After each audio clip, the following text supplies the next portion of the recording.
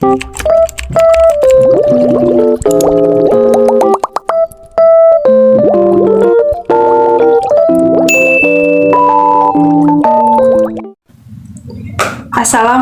warahmatullahi wabarakatuh.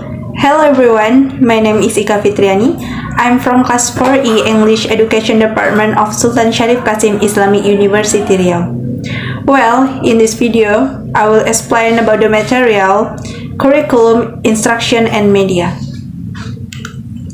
Why choose curriculum, instruction, and media courses?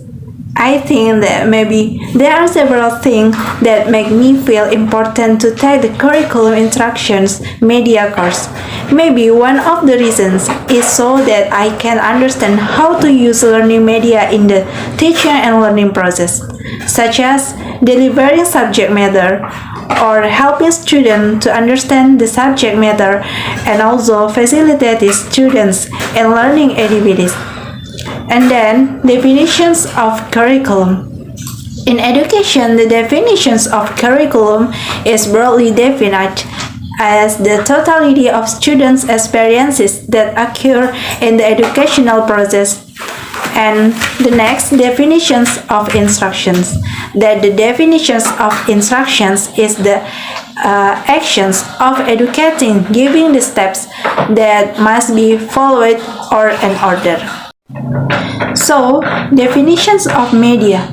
Media is the plural form of medium, which broadly speaking describes any channel of communications. This can include anything from print paper to digital data and encompasses art, news, educational content, and numerous other forms of information. And the relationship between curriculum, instructions, and media, that the relationship between curriculum is a very broad-based concept that different educators and teachers choose to define differently, while instruction is method of how to teach students, while media is any means that will become teaching material. And according to, I certainly are connected with each other in order to form a good teaching system. So, theories of learning and teaching. The first is behaviorism.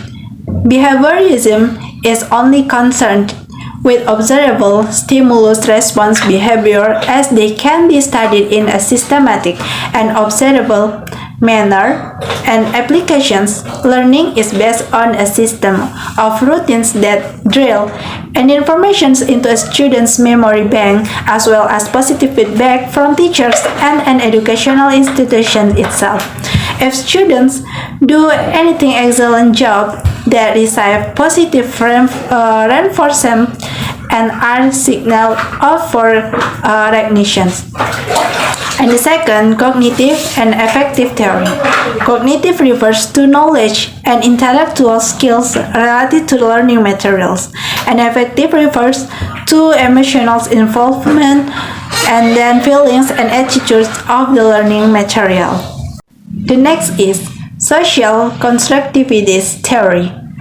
Social constructivism is a sociological theory of knowledge according to which human development is socially situated and knowledge is constructed through interactions with others. Like social constructivism, social constructivism states that people work together to construct artifacts. And the next is inquiry learning. Inquiry is a teaching technique in which teachers involve students in the learning process through the use of questions, problem-solving activities, and critical thinking. This will take a lot of time to prepare. So, belief of an English teacher. There are 5 main categories of teachers' belief that believe about learning and learning teachings, curriculum, learning to teach, and about the self and the nature of teachings. These 5 categories are well connected with each other. The most important quality of a good teacher is the first, sound knowledge of subject matter. The second, good communication skill. The third concerns for student welfare. And the fourth, effective leadership qualities. The next is belief of an English teacher's review, reflections, and discussions. Teachers' belief are related to some factors that interact with each other in the process of teaching and learning. Teachers bring belief acquired from many years of learning experiences to a teacher's education that impact what and how they learn to teach. Teachers' belief affect what they say and do in classroom, which form their beliefs. Teachers' belief affect teachers' awareness, teaching attitudes, and teaching methods. According to Kansabadarwilan and Isler, 1988 and Abdi and Asadi, 2011, the sources of teachers' belief are as follows. The first, teachers' experience as language learning. A lot of teachers that know that they were previously learners and how they were taught, and this helped them form their belief about teachings. And the second, experience from teaching. Teaching experience is the main sources of teachers' belief in the how a specific method is used for a specific group of learners may result in the beliefs about that method.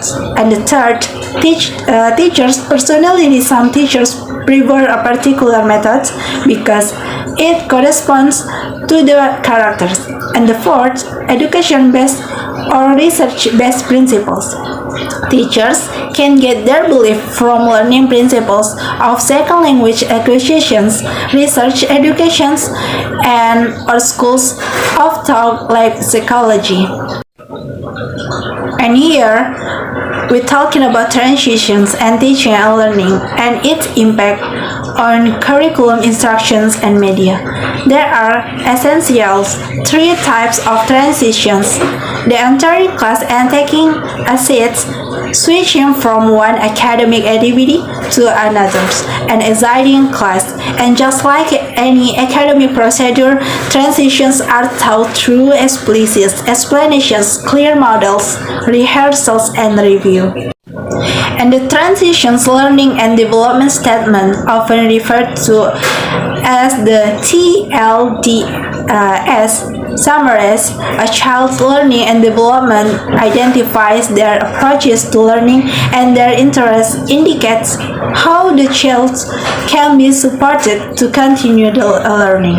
And the teaching and learning process will certainly feel very helpful with the curriculum because they can teach by following the structures that has been made in the delivery of material and evaluations that will be carried out on students later, as well as the instructions and media that will be used. So here about curriculum and curriculum development. Curriculum development is the multi-step process of searching and improving a course to at a schools or university, while the exact process will vary from institutions to institutions.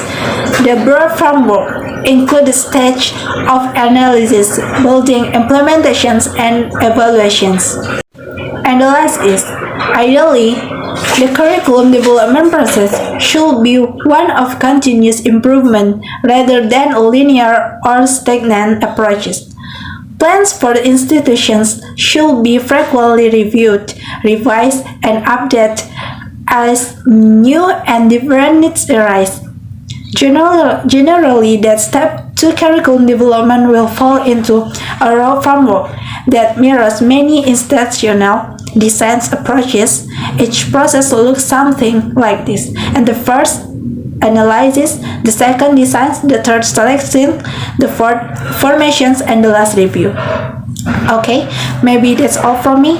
Thanks for your attention. Wassalamualaikum warahmatullahi wabarakatuh.